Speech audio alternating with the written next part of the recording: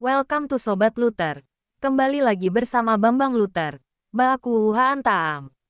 Kita langsung gas saja. Bab 2694. Setelah beristirahat sejenak, Misandari menghela napas. Setelah itu, dia berbalik dan menatap orang-orang yang masih tersisa. Tatapan Logar terlihat penuh tekad, sedangkan dua pengawal lainnya tetap menggenggam senjata mereka dengan erat padahal wajah mereka pucat. Zamer yang kehilangan satu lengan bersandar pada dinding batu dengan tatapan kosong sekaligus tenang karena pasrah. Sementara itu, Misandari melihat Zara menatapnya dengan ekspresi khawatir. Pada akhirnya, tatapannya terjatuh pada Luther yang masih memejamkan matanya, seolah-olah segala kekacauan di luar tidak ada hubungannya dengannya. Melihat Luther yang sangat tenang, entah mengapa hatinya yang tadinya gelisah malah menjadi agak tenang.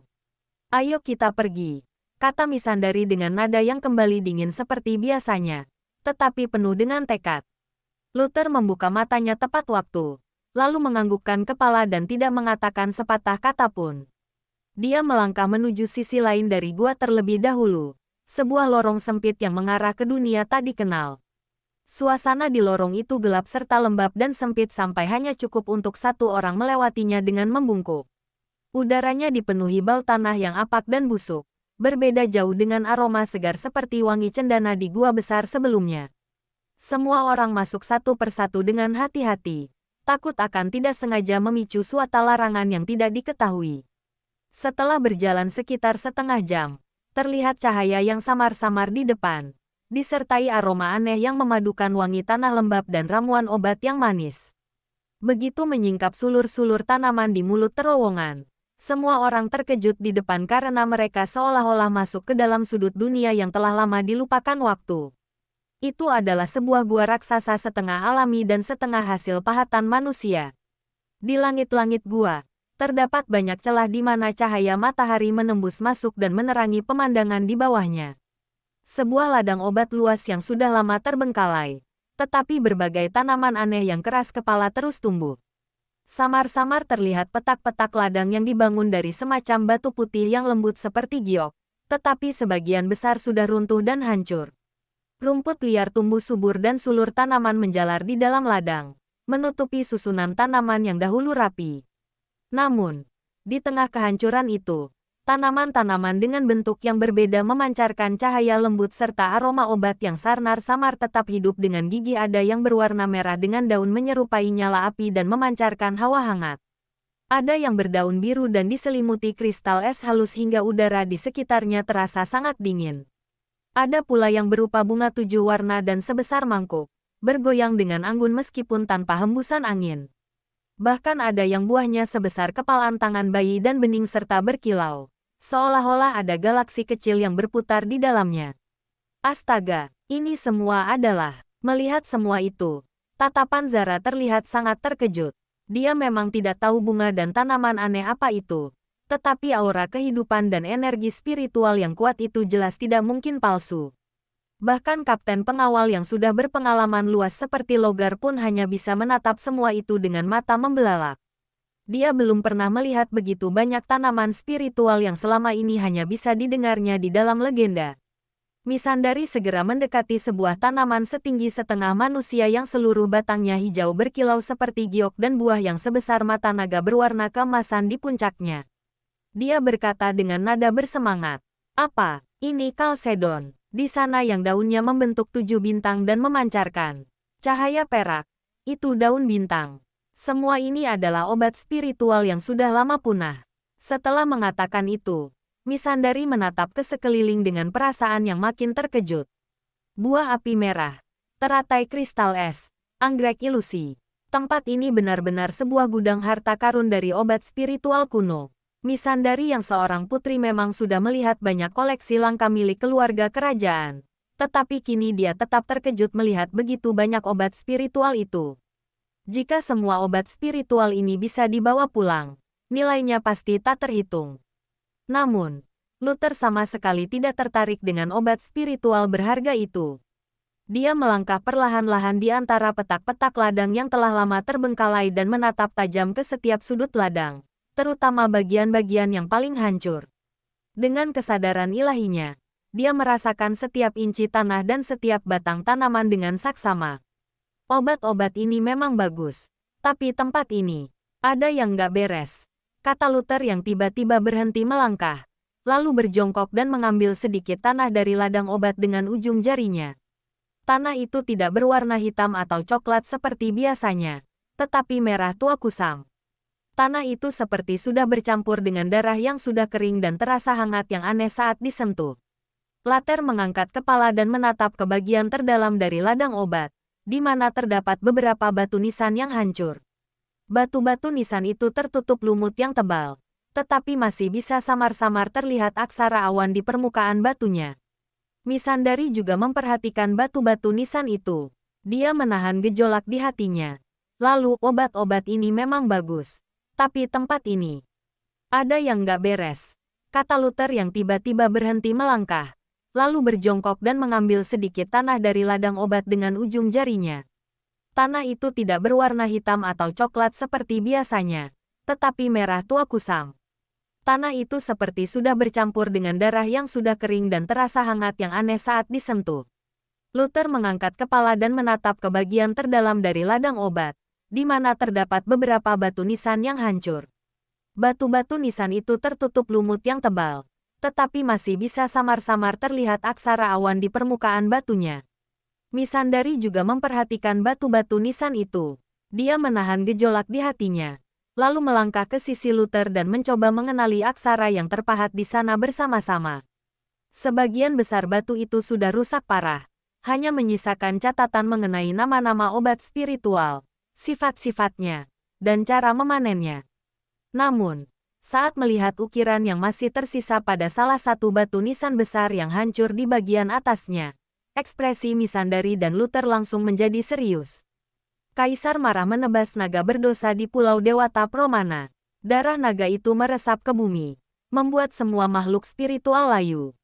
Hanya mereka yang lahir dari darah naga dan tercemar energi kebencian itu yang memperoleh kekuatan, menyebabkan berbagai mutasi aneh muncul. Air dari kolam surgawi bisa membersihkan segala kenajisan. Tapi, ada sesuatu yang tumbuh di tepi kolam yang bernama darah naga abadi. Itu adalah inti dari kekuatan dan kebencian naga itu. Bentuknya seperti pil abadi, tapi sebenarnya adalah benda yang paling berbahaya. Siapapun yang meminumnya, jiwa serta raganya akan binasa atau berubah jadi boneka naga. Hati-hatilah, hati-hatilah, darah naga abadi. Saat membaca tulisan itu dengan suara pelan, tubuh Misandari bergetar dan hatinya perlahan-lahan merasa dingin. Saat itu, Misandari teringat pada lukisan tentang naga berdosa yang disegel dan kemampuan monster aneh itu yang bisa bangkit kembali padahal sudah mati di dinding sebelumnya. Apakah perubahan aneh di Pulau Dewata Promana dan benda yang disebut sebagai pil abadi itu semuanya berhubungan dengan naga berdosa yang disegel itu? Bab 2695. Luther menunjuk pada ukiran batu bertuliskan bentuknya seperti pil abadi, tetapi sebenarnya adalah benda yang paling berbahaya. Selain itu, dia juga menunjuk pada tulisan siapapun yang meminumnya, jiwa serta raganya akan binasa atau berubah jadi boneka naga. Setelah menunjuk tulisan itu, Luther berkata dengan nada muram, sepertinya berita yang kita dapat tentang pil abadi itu sebenarnya mengacu pada darah naga abadi ini. Itu bukan pil abadi yang sebenarnya, tapi benda jahat yang lahir dari kekuatan naga berdosa yang bocor dan menyatu dengan aliran spiritual dari tempat ini. Kata-kata Luther bagaikan sambaran petir di siang bolong dan membuat wajah Misandari langsung pucat pasi. Dia menempuh perjalanan berbahaya dan kehilangan begitu banyak pengawal. Ternyata semua itu hanya demi sebuah benda yang bisa menghancurkan jiwa atau mengubah manusia menjadi monster. Bagaimana mungkin? Tubuh Misandari langsung goyah, seolah-olah tidak bisa menerima semua kenyataan ini. Apakah harapan satu-satunya untuk penyakit ayahandanya harus sirna begitu saja? Tepat pada saat itu, seorang pengawal yang tertinggal menelan ludahnya karena tergoda saat menatap ladang yang dipenuhi tanaman obat bercahaya itu. Tak jauh darinya, tumbuh sebuah tanaman dengan buah merah yang terlihat ranum dan berair. Buah itu memancarkan aroma yang menggoda, seolah-olah mengandung kekuatan besar di dalamnya. Saat itu, pengawal itu berpikir obat spiritual itu memang bukan pil abadi, tetapi setidaknya bisa menguatkan tubuh dan meningkatkan kekuatan. Putri Misan sudah menguras tenaga dan pikiran demi menyelamatkan Yang Mulia. Jika dia bisa memetik beberapa. Saat memikirkan itu, pengawal itu secara refleks mengulurkan tangannya dan hendak memetik buah merah itu. Jangan sentuh, teriak Luther mendadak. Tetapi semuanya sudah terlambat. Tepat saat jari pengawal itu hampir menyentuh buah merah itu, perubahan aneh pun terjadi. Tanaman yang tadinya terlihat tenang itu pun tiba-tiba bergetar. Lalu buah merahnya retak dan menyemburkan kabut merah tebalnya langsung menyelimuti tubuh pengawal itu. Pada saat bersamaan, tanah di sekitar akar tanaman itu berguncang. Setelah itu, beberapa sulur tanaman berwarna merah segera menembus keluar dan melilit erat lengan serta betis pengawal itu. Ah! Teriak pengawal itu yang kesakitan. Tubuhnya yang diselimuti kabut merah mulai mengering dengan cepat, seolah-olah seluruh energi di seluruh tubuhnya langsung tersedot habis. Beberapa sulur merah itu menempel seperti lintah raksasa dan mengisap kekuatan hidup dari tubuhnya dengan rakus. "Selamatkan dia!" teriak Logar dengan mata membelalak, lalu mencabut pedangnya dan hendak menerjang ke depan. "Jangan dekati kabut merah itu!" bentak Luther untuk menghentikan Logar. Bersamaan dengan itu, dia membentuk jarinya seperti pedang dan melayangkan serangan pedang tajam ke arah sulur-sulur merah itu.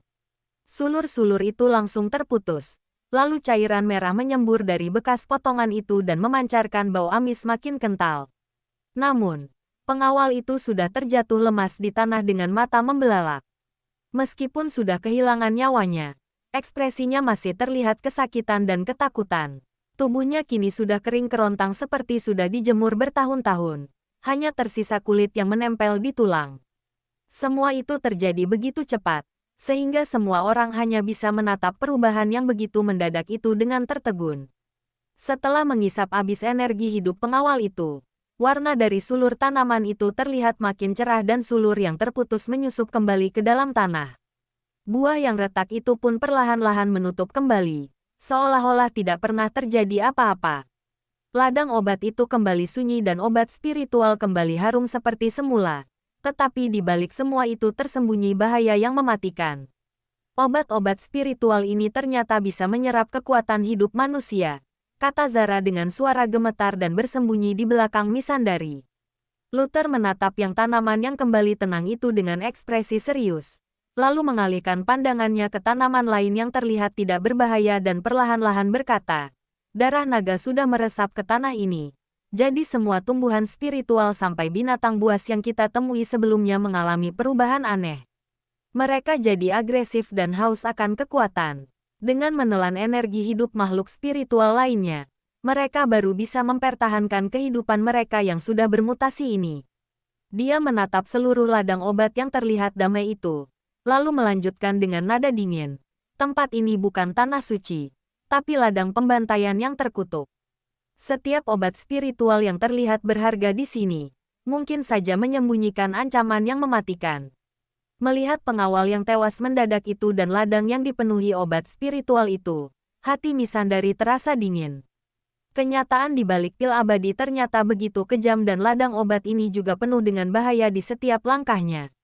Dia awalnya masih berharap mungkin masih ada obat spiritual yang tidak berbahaya dan bisa menyembuhkan ayahandanya. Tetapi sekarang harapan itu makin kecil. Darah naga abadi, kolaran surgawi yang bisa membersihkan segala kenajisan. Misandari mengulangi kata-kata yang terukir di batu nisan itu dengan pelan. Lalu matanya tiba-tiba bersinar kembali. "Luther, batu nisan itu menyebut kolam surgawi bisa membersihkan kenajisan dari darah naga, kan? Kalau begitu, mungkin pil abadi yang sebenarnya itu memang masih ada. Hanya saja, butuh cara khusus untuk membuatnya. Mungkin saja kolam surgawi itu sendiri punya kekuatan untuk menyembuhkan luka dan memperpanjang hidup." Luther terdiam sejenak, lalu menganggukkan kepalanya. Mungkin saja, kekuatan naga berdosa itu memang jahat, tapi segala sesuatu yang ekstrim pasti punya kebalikannya. Kalau darah naga abadi bisa lahir dari kekuatan jahat yang begitu berbahaya, berarti ada kebalikannya juga. Mungkin ada sebuah benda yang sangat suci juga. Kolam surgawi tetap menjadi kuncinya. Dia mengalihkan pandangannya ke bagian terdalam ladang obat itu. Kabut putih berembus lembut di sana dan samar-samar terdengar suara aliran air. Sepertinya kita bukan hanya harus menemukan kolam surgawi itu.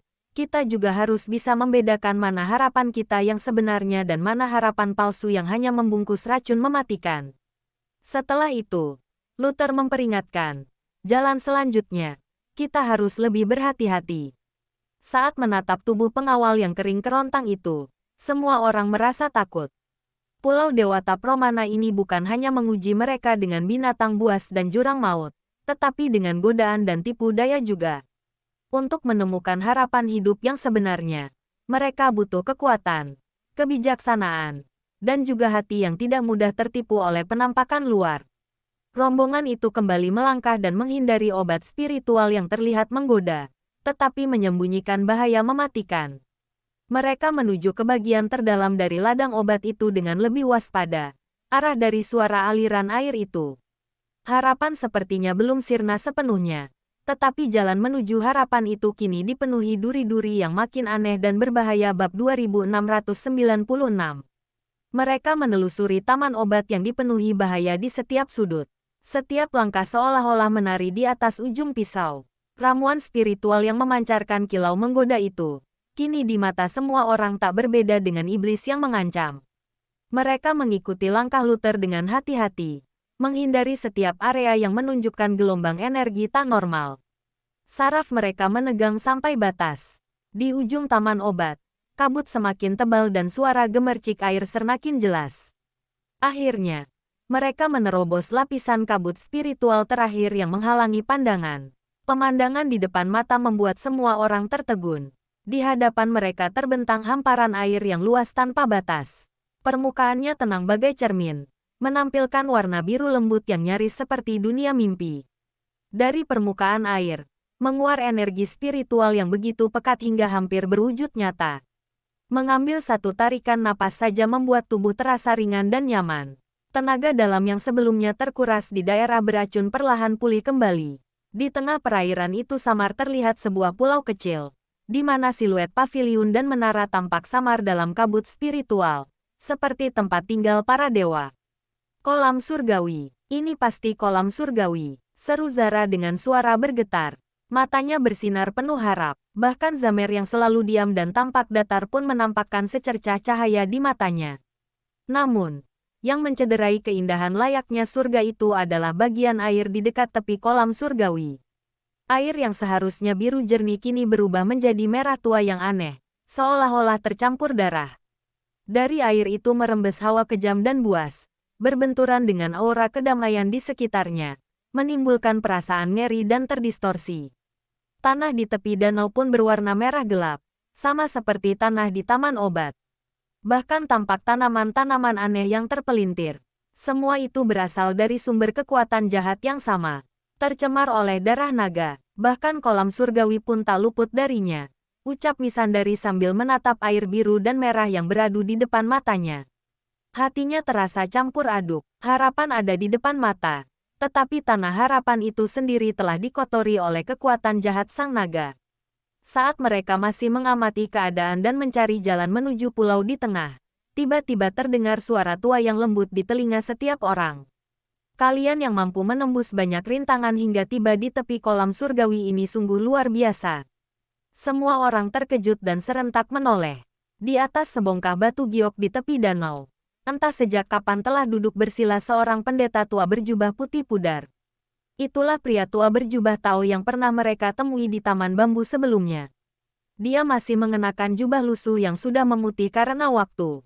Rambut dan jenggotnya seputih salju. Wajahnya kurus. Matanya dalam seperti surmur tua. Mata itu menatap mereka dengan tenang, seolah-olah memang sudah larna menunggu. Eksistensinya begitu sunyi, seakan-akan menyatu dengan langit dan bumi. Para pengawal langsung bersiaga. Logar refleks melangkah ke depan Misandari. Tangannya menggenggam gagang pedang. Dia siap menghadapi bahaya. Orang tua itu memberi perasaan jauh lebih berbahaya daripada binatang-binatang buas sebelumnya. Luther menatap tajam. Maju selangkah untuk melindungi yang lain di belakangnya kemudian. Dia menangkupkan tangan dengan hormat. Senior sudah menunggu kami di sini. Entah apa kiranya yang ingin disampaikan. Pria tua itu tersenyum tipis. mengibaskan bulu di tangannya. Pandangannya menyapu mereka sebelum berhenti pada Luther. Aku hanya ingin berbagi. Aku Wisesa. Telah menjaga pulau ini selama berabad-abad. Hari ini aku berkesempatan melihat seseorang menaklukkan Erion, menembus ilusi Mirafa, dan menemukan rahasia taman obat. Semua ini merupakan takdir. Nada suaranya lembut, tanpa niat permusuhan. Justru mengandung kelelahan dan ketenangan orang yang telah lama hidup menyendiri. Misandari tergerak. Dia melangkah maju dan membungkuk dengan hormat. Aku Misandari. Memberi hormat pada senior Wisesa. Kalau senior sudah mengetahui asal tujuan kami, tentu tahu pula kalau kami datang untuk mencari pil abadi guna menyelamatkan ayahanda yang sekarat. Mohon belas kasih senior. Tunjukkan jalan bagi kami. Wisesa menatapnya dengan iba, lalu menghela napas. Gadis muda, aku tahu niat baktimu. Tapi pil yang kamu cari itu nggak seperti yang kamu bayangkan. Dia menunjuk pulau kecil di tengah kolam surgawi, lalu mengarah pada air merah di tepi danau. Pulau itu bernama Pulau Promana. Bukanlah negeri para dewa seperti dalam legenda, melainkan inti dari sebuah segel kuno yang telah ada sejak zaman purba.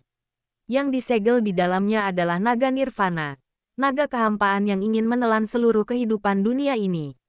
Naga nirvana, gumam Luther, merasakan getaran kekacauan dan kehancuran dari nama itu. Benar, kata Wisesa dengan ekspresi serius. Kekuatannya berasal dari kekacauan. Dia mampu mengikis segalanya dan memutarbalikkan kehidupan. Makhluk-makhluk buas abadi yang kalian temui, roh-roh kabut yang menipu, hingga tanaman berdarah di taman obat. Semuanya akibat kebocoran kekuatan naga nirvana dari segel yang mulai rapuh. Tatapannya kembali ke arah Misandari, mengandung rasa iba. Dan pil yang kalian sebut pil abadi itu, bahan utamanya justru adalah darah naga abadi, esensi murni naga nirvana sendiri. Meskipun Misandari sudah menduga dari tulisan batu di taman obat, mendengar kebenaran itu langsung dari penjaga Pulau Promana membuat dunianya seolah-olah berputar. Dia merasa sangat tidak berdaya. Maksud senior, pil itu benda jahat, tanya Misandari yang menahan emosinya. Benar, Wisesa mengangguk dengan tegas. Suaranya berat. Darah naga abadi mengandung esensi kehidupan dan kebencian naga nirvana. Memang bisa menyambung nyawa dan menyembuhkan luka fatal, tapi dengan harga yang mengerikan. Jiwa dan umur pemakainya akan terbakar habis. Bahkan lebih buruk lagi, jiwa mereka bisa dikotori oleh kebencian naga itu, berubah menjadi boneka naga haus darah. Benda itu bukan obat penolong, melainkan racun penghancur jiwa. Bab 2697. Begitu kata-kata itu terucap, wajah cantik Misandari seketika memucat. Harapan tipis yang tadi masih menggantung di hatinya, kini hancur nyaris tanpa sisa karena ucapan pria tua itu. Dia seolah-olah bisa melihat bayangan mengerikan itu. Setelah meminum pil abadi, ayahandanya bukannya sembuh, malah berubah menjadi makhluk buas tanpa jiwa. Rasa putus asa dan tak berdaya yang amat besar melanda dirinya, menenggelamkannya seperti ombak pasang. Zara segera berjongkok dan memeluknya. Matanya pun memerah menahan tangis. Luther hanya menatap dalam diam, tanpa berusaha memberi penghiburan. Ada kenyataan yang memang harus dihadapi dengan kepala tegak, bukan ditenangkan dengan kata-kata. Wisesa memandang Misandari yang tampak kehilangan semangat, lalu menghela napas panjang. Gadis muda, bukan karena aku enggan merestui baktimu, melainkan karena inilah jalan takdir. Menggunakan kekuatan naga nirvana sama saja seperti meneguk racun demi menghilangkan dahaga. Hasilnya hanya mempercepat kehancuran segelnya. Saat itu terjadi, seluruh makhluk akan binasa, dunia akan hancur, dan segala yang ingin kamu lindungi akan lenyap tak bersisa. Itu adalah dosa besar, beban yang gak seorang pun sanggup tanggung. Dia berhenti sejenak, pandangannya menyapu Luther dan yang lainnya. Aku, Erion, Mirafa, dan satu penjaga lagi, adalah pelindung segel kuno di pulau ini. Tugas kami adalah menjaga agar naga nirvana tak pernah terlepas. Kalian datang ke sini tanpa niat jahat, tapi langkah kalian sudah mengguncang keseimbangan segel itu. Dengarkan nasihatku, sebelum kalian semakin dalam menuju inti pulau, pergilah sekarang juga. Ramuan-ramuan yang kalian dapat di taman obat kalau dimurnikan dengan benar, mungkin bisa menyembuhkan penyakit manusia biasa. Tapi untuk membalikkan hidup dan mati, itu mustahil. Nada suaranya lembut tetapi berat, menyingkap seluruh rahasia Pulau Promana. Kebenaran pahit tentang pil abadi dan kutukan di baliknya. Kini, pilihan di depan Missandari ada dua. Bertahan di jalan berbahaya demi menyelamatkan ayahandanya, dengan risiko membangkitkan naga pemusnah dunia, atau meninggalkan semuanya demi keselamatan banyak jiwa. Menanggung penyesalan karena gagal melaksanakan bakti sebagai anak. Kepalanya tertunduk, bahunya bergetar. Dalam hati, pergolakan yang belum pernah dia rasakan berkecamuk. Wajah lembut ayahanda, pesan terakhir almarhum ibunda, harapan rakyat, dan gambaran mengerikan tentang naga nirvana yang terlepas dari segelnya. Semuanya beradu di dalam pikirannya. Luther berdiri di sampingnya. Diam, tidak mendesak. Dia tahu keputusan ini hanya bisa dibuat oleh Missandari sendiri. Setelah lama terdiam, Missandari perlahan mengangkat wajahnya. Air mata belum kering, tetapi matanya mulai jernih dan teguh. Dia menatap Wisesa. Suaranya serak tetapi tegas. Aku paham nasihat senior. Dia menarik napas panjang, lalu mengucapkan dengan jelas. Sebagai anak, aku nggak pernah melupakan kewajiban untuk menyelamatkan ayahandaku. Tapi aku tahu seorang pemimpin harus menempatkan kehidupan rakyat di atas segalanya. Kalau karena keegoisanku dunia hancur, sekalipun ayahandaku hidup kembali, beliau nggak akan memaafkanku. Aku pun nggak akan sanggup hidup dalam penyesalan itu. Missandari berdiri tegak, tubuhnya masih gemetar. Dia menunduk, memberi hormat dalam-dalam kepada Wisesa. Terima kasih telah menuntunku keluar dari jalan sesat. Aku bersedia menyerah atas pencarian darah naga abadi. Begitu kata-kata itu terucap, beban besar seolah-olah terangkat dari pundaknya. Namun, bersamaan dengan itu, kesedihan yang dalam pun mengalir menggantikan ruang kosong di dadanya. Gadis muda yang mampu membedakan bakti dan kebajikan besar, sungguh langka. Mata Wisesa memancarkan secercah rasa hormat dan kagum. Namun, kemudian nadanya berubah, mengandung makna tersembunyi. Meskipun begitu, penyakit ayahandamu belum sepenuhnya tanpa harapan. Missandari sontak mendongak, sorot matanya kembali menyala. Secercah harapan kecil muncul di tengah kehancuran. Wisesa memandang ke tengah kolam surgawi, ke arah tempat energi spiritual paling pekat. Air inti kolam surgawi merupakan perwujudan murni dari energi langit dan bumi. Air ini memiliki kekuatan untuk menyucikan dan memulihkan kehidupan. Meskipun nggak dapat membangkitkan orang mati, untuk memperpanjang umur dan memperbaiki luka jiwa, masih ada sedikit kemungkinan. Hanya saja, nadanya berubah menjadi serius. Bagian inti itu adalah tempat segel paling lemah, wilayah di mana kesadaran naga nirvana terus mengintip dunia. Sangat berbahaya. Selain itu, pelindung segel bukan hanya aku seorang. Erion telah dikalahkan. Mirafa telah dihancurkan. Tapi di antara kami para penjaga, nggak semua sepakat dengan caraku memandang peristiwa ini. Wisesa tidak melanjutkan kalimatnya, tetapi maknanya sudah jelas. Di depan mereka terbentang jalan penuh bahaya dan ketidakpastian. Missandari menghapus air matanya. Tatapannya kini sangat teguh, sekalipun hanya ada satu peluang. Meskipun di depan adalah jurang naga dan sarang harimau, aku tetap akan mencoba. Mohon senior tunjukkan jalannya. Wisesa menatap Missandari, lalu memandang Luther yang tenang. Akhirnya, dia mengibaskan tangannya, menunjuk permukaan kolam surgawi yang berwarna biru bercampur merah. Untuk menuju inti, kalian harus melintasi air lemah. Di atasnya, sehelai bulu pun nggak bisa mengapung. Burung pun nggak mampu terbang menyeberang. Hanya dengan kemurnian kekuatan spiritual kalian sendiri atau dengan artefak spiritual yang cukup kuat, barulah kalian bisa membuka jalan air sementara. Di bawah permukaan air itu, ujian menanti. Kata-kata Wisesa seperti batu besar yang jatuh ke danau yang tenang, menciptakan riak panjang yang tak kunjung mereda. Ketakutan akan naga nirvana, perpecahan di antara para penjaga segel, serta secercah harapan tipis yang tersembunyi di inti kolam surgawi yang hanya bisa dicapai dengan menyeberangi air lemah. Semuanya membuat hati orang-orang yang baru saja mengambil keputusan itu terasa semakin berat. Bab 2698. Air lemah. Missandari menatap wilayah biru di hadapannya yang tampak tenang, tetapi seolah-olah mampu menelan cahaya itu sendiri. Dia bisa merasakan kekuatan hukum yang aneh berdenyut di dalamnya. Keningnya perlahan berkerut, bulu tak bisa mengapung. Burung pun tak dapat melintas. Itu jelas bukanlah isapan jempol. Kekuatannya memang tidak lemah. Tetapi untuk membuka jalur di air aneh seperti itu dalam waktu lama, Misandari tahu dirinya tidak akan sanggup. Luther melangkah ke tepi danau.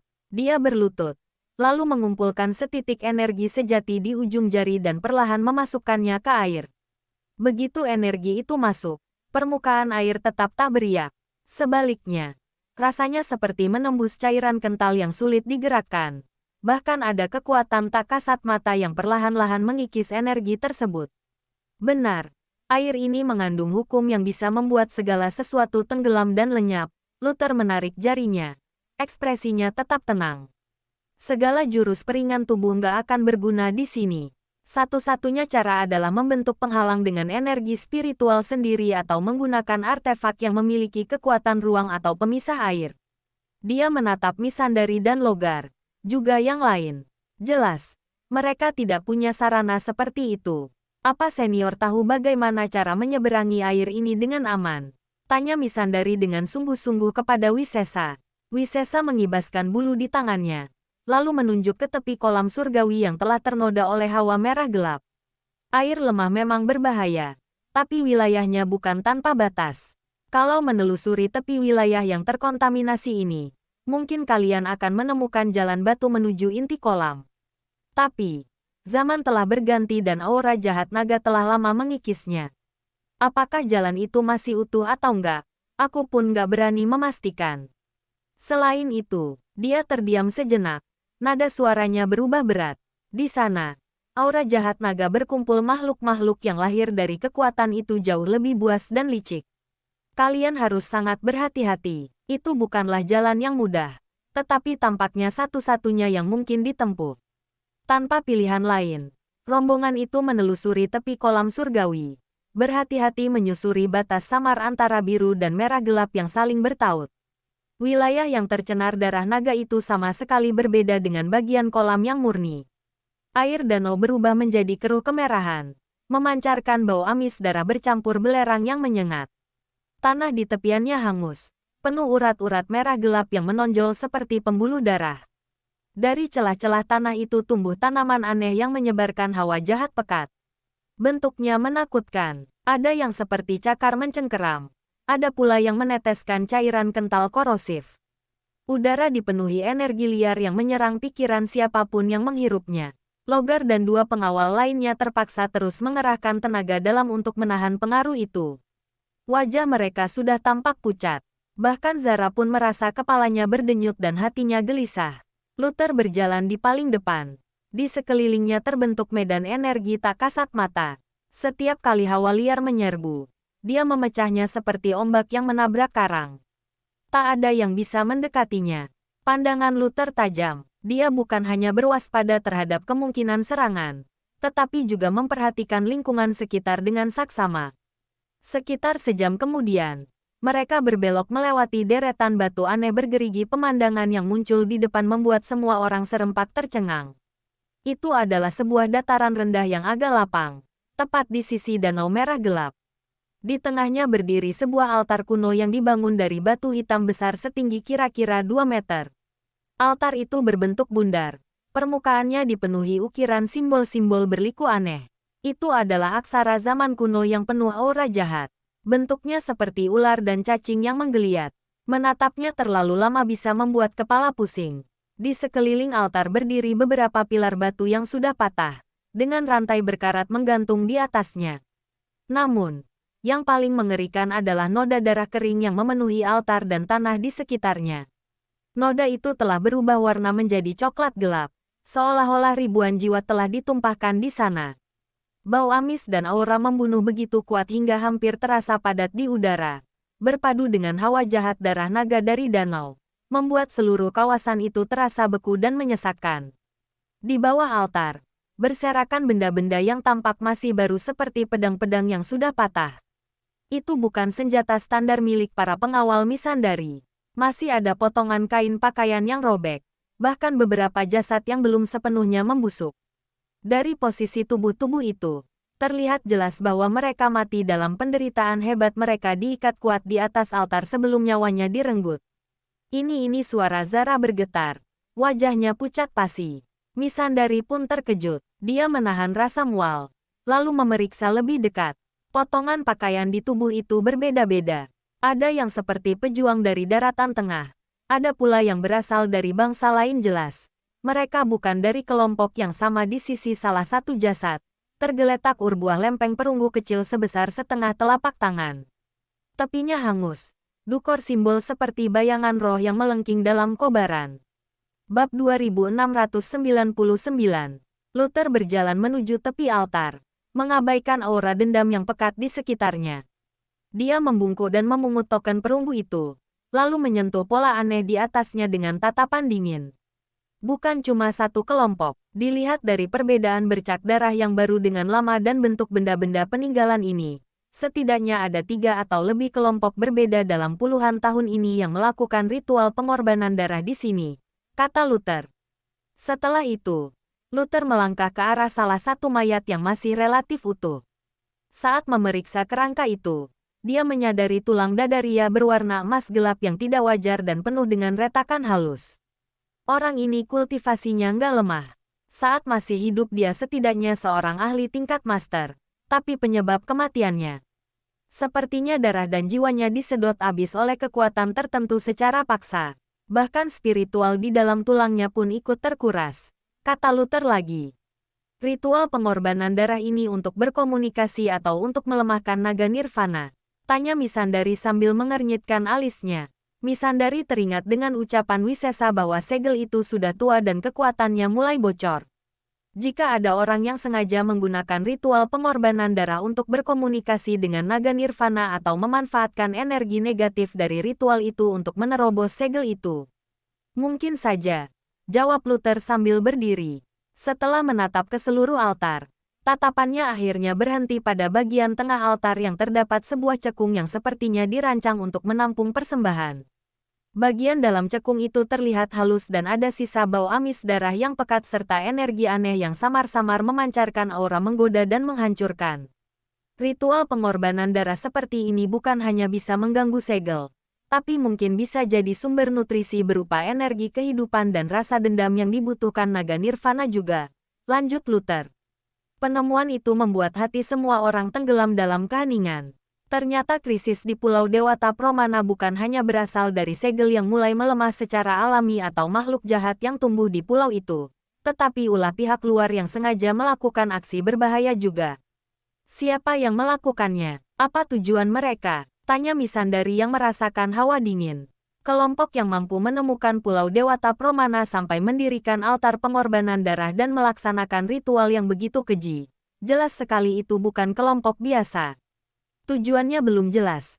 Mereka mungkin ingin memanfaatkan kekuatan naga nirvana untuk mendapat sesuatu. Tapi, hal ini bisa menjelaskan kenapa binatang buas di pulau ini jadi makin agresif dan kenapa segel itu makin gak stabil juga.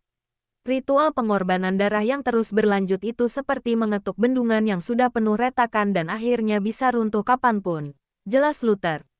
Luther menatap ke arah inti kolam surgawi dengan tatapan yang makin dalam. Sepertinya kita harus bergerak lebih cepat. Kita bukan hanya harus menemukan air kolam surgawi, tapi kita juga harus mencari tahu siapa yang berada di balik semua ini. Perbedaan pendapat yang dibilang senior Wisesa sepertinya berhubungan dengan ritual pengorbanan darah ini. Tepat saat itu, Zamer yang dari tadi mengamati dengan diam pun mengangkat tangannya yang masih utuh dan menunjuk ke belakang altar, tepat ke arah sebuah batu karang besar di tepi danau. Setelah itu, dia berkata dengan suara serak, sepertinya ada tulisan di sana. Semua orang menoleh ke arah yang ditunjuk Zamer dan melihat ada beberapa goresan tulisan kasar yang sepertinya diukir dengan senjata tajam di sisi batu karang yang menghadap altar. Tulisan itu berwarna merah tua, seolah-olah ditulis dengan darah. Dengan darah sebagai penuntun dan jiwa sebagai persembahan. Aku memohon pada Tuan Naga untuk anugerahkan kekuatan agung padaku roh hitam yang abadi. Tulisan itu berhenti di situ, seolah penulisnya mengalami sesuatu yang buruk atau dipaksa berhenti di tengah jalan. Roh hitam, Misandari dan Logar saling menatap dengan tatapan kebingungan karena mereka belum pernah mendengar nama itu sebelumnya.